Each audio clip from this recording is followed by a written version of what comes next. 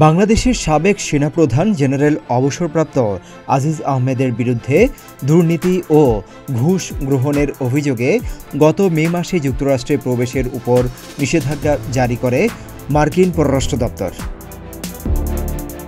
আর এই নিষেধাজ্ঞার এক মাসের মাথায় এ নিয়ে মুখ খুললেন মার্কিন প্রতিরক্ষা দপ্তর পেন্টাগনের মুখপাত্র মেজর জেনারেল পেট রাইডার। স্থানীয় সময় মঙ্গলবার এক সংবাদ সম্মেলনে সাংবাদিকদের প্রশ্নের জবাবে তিনি বলেন, জেনারেল আজিজের বিরুদ্ধে নিষেধাজ্ঞা গণতন্ত্র ও আইনের শাসনের উপর যুক্তরাষ্ট্রের প্রতিশ্রুতিকে নিশ্চিত করেছে। শুধু তাই নয়, দুর্নীতি রোধে বাংলাদেশ সরকার যেসব পদক্ষেপ নিয়েছে সেগুলোও সমর্থন করে পেন্টাগন। মেজর জেনারেল প্যাট রাইডার আরও বলেন, বাংলাদেশের সঙ্গে যুক্তরাষ্ট্রের ঘনিষ্ঠ দ্বিপাক্ষিক প্রতিরক্ষা সম্পর্ক রয়েছে।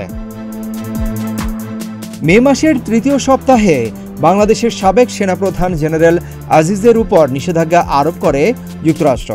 একই সঙ্গে জেনারেল আজিজ আহমেদের পরিবারের সদস্যদেরও যুক্তরাষ্ট্রে প্রবেশে অযোগ্য ঘোষণা করা হয়। সে সময় যুক্তরাষ্ট্রের পররাষ্ট্র দপ্তরের মুখপাত্র ম্যাথিউ মিলার এক বিবৃতিতে বলেন, তার তৎপরতার কারণে বাংলাদেশের গণতান্ত্রিক প্রতিষ্ঠানগুলো দুর্বল হয়েছে।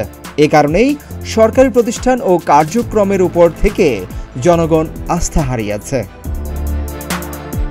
ব্যক্তি স্বার্থের বিনিময়ে সরকারি নিয়োগের ব্যবস্থা করে দিয়েছেন তিনি।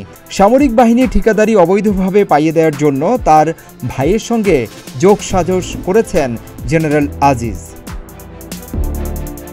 এছাড়া তার ভাইয়ের অপরাধ থাকা সত্ত্বেও তাকে বাঁচাতে দুর্নীতির আশ্রয় নেন বলে দাবি করেছে মার্কিন পররাষ্ট্র দপ্তর।